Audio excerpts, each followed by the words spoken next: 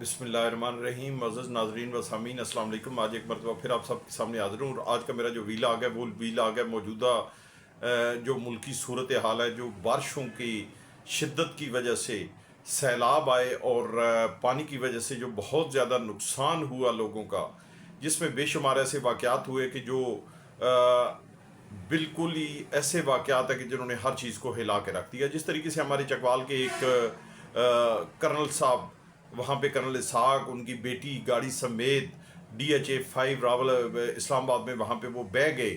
उनकी बेटी की आज तक लाश नहीं मिली, गाड़ी पता नहीं कहाँ से जाके मिली। कर्नल साहब की लाश जो है वो 2-3 दिन की बड़ी मुश्किल से कोशिश के बाद जाके मिली। तो ये सारे मामलात ऐसे हैं कि जिनके ऊपर ये एक बहुत बड़ा लम्हे फ़िक्री है और हमें सोचने की ज़रूरत है।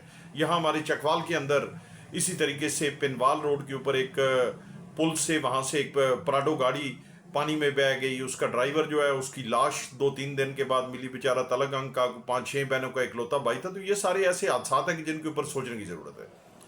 अब देखें, इन सारी चीज़ों में गहराई में जाके अगर देखें तो मेरा ख्याल है कि सबसे ज़्यादा इसमें जो उनसर है वो गफलत का पाया जाता है।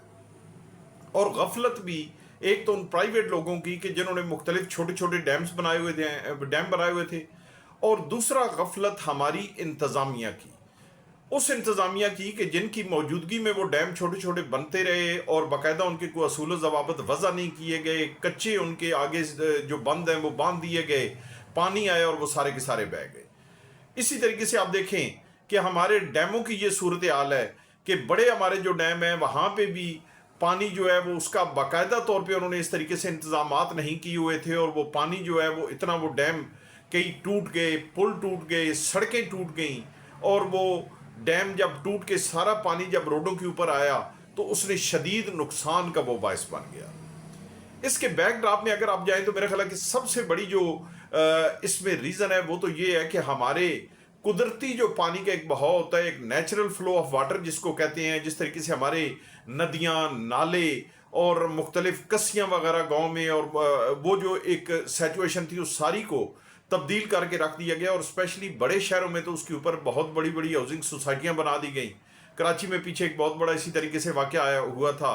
इस मरतबा यहाँ पे आप देख लें इस्लामाबाद में क्या हुआ और मुख्तलिफ जगहों पे क्या हुआ कि जहाँ पे हाउसिंग सोसाइटियाँ बनी, नाला लई को तंग कर दिया गया, आबादियाँ उसके ऊपर बना दी गई, और उसकी वजह से बहुत ज़्यादा नुकसान हुए। यहाँ पे भी ये हुआ कि एक छोटा डैम को जो है वो जिसका कच्चा आगे बंद था वो टूटा, उसका प्रेशर पानी का आया, पीछे दूसरा टूटा, तीसरा टूटा, चौथा टूटा, तो वो पानी इतना ज़्यादा हो गया कि आउट ऑफ कंट्रोल हो गया। तो इन सारी चीज़ों को, इनसे सबक हासिल करने की ज़रूरत है। चाहिए हमें ये कि आप देखें कि हर रोज़ हमारे डैमों के ऊपर यहाँ पे रिपोर्ट्स ये मिल रही हैं कि बच्चे डूब के मार रहे हैं। क्यों नहीं इंतज़ामिया इस साइड पे तवज्जो देती? तो चाहिए ये कि जब भी कोई डैम कोई बंदा बनाता है, अपनी ज़मीन में बनाता है, कोई छोटा मोटा कोई डैम बनाता है, वहाँ पे फिश फार्मिंग करता है, ज़मीन की सैराबी के लिए अगर कोई डैम बनाता है, तो उसके लिए महकमे को आंखें खोल के रहना चाहिए और बाकायदा तौर पे उसके लिए एक असूल ज़वाबत वज़ा करने चाहिए कि उसकी NOC दी जाए, उसको चेक किया जाए, और उसके बाद अगर उस पर वहाँ पे कोई ऐसी प्रॉब्लम आती है तो सबसे पहले उस महकमे के अफसरान को पकड़ा जाए कि जिनकी उसमें गफलत शामिल है। यही पोजीशन है। आप देखें कि जो हमारे डैम्स के ऊपर 2 दिन पहले यहाँ पे हमारे लखवाल डैम में 2 बच्चे डूब के मर गए। इससे पहले तलगंग में चौखंडी डैम में ये हुआ और मुख्तलिफ डैम्स के ऊपर ये सिचुएशन हुई। तो मेरा ख्याल है कि शायद इस पिछले 1 महीने के अंदर सिर्फ डैमों में नहाने वाले जो बच्चे और जो लोग वहाँ पे जिनकी हलाकतें हुई, वो मेरा ख्याल है शायद कोई 50-60 से ज़्यादा हो जाएंगे।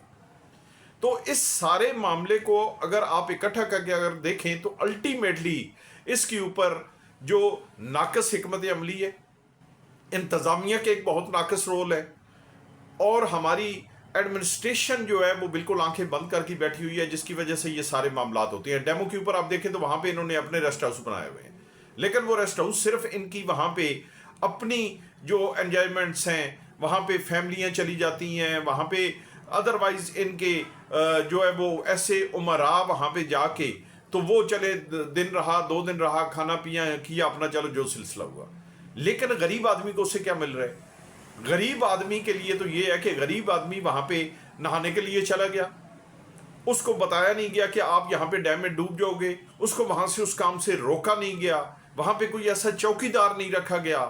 چوکیدار اگر ہے تو وہ غفلت کا مظاہرہ کر رہا ہے, وہ سو رہا ہے, تنخواہ صرف لے رہا ہے. تو اس لحاظ سے عوام کو جو نقصان ہوا, آپ دیکھیں جس گھر کا ایک بچہ وہاں پہ ڈوب گیا, پوری فیملی تباہ ہو گئی. تو یہ کتنا بڑا نقصان ہے, اور آئے دن یہ ہو رہا ہے.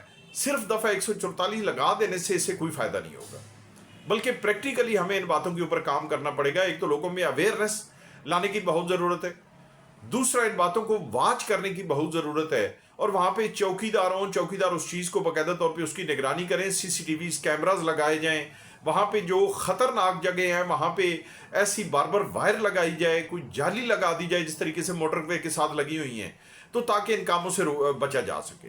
تو یہ سارے وہ عوامل ہیں کہ جو انتہائی ضروری ہے اور جن کے اوپر ہماری گورنمنٹ کو توجہ دینے کی ضرورت ہے. میرا آج کا ویلاگ اسی کے حوالے سے تھا. اللہ تبارک و تعالیٰ مجھے آپ سب کو اپنی حفظ و امان میں رکھے, اور اللہ تبارک و تعالیٰ ہمارے حکمرانوں کو یہ ہمت اور توفیق دے کہ وہ اس بات کے اوپر توجہ دیں اور عوام کے حقوق کا خیال رکھیں. بہت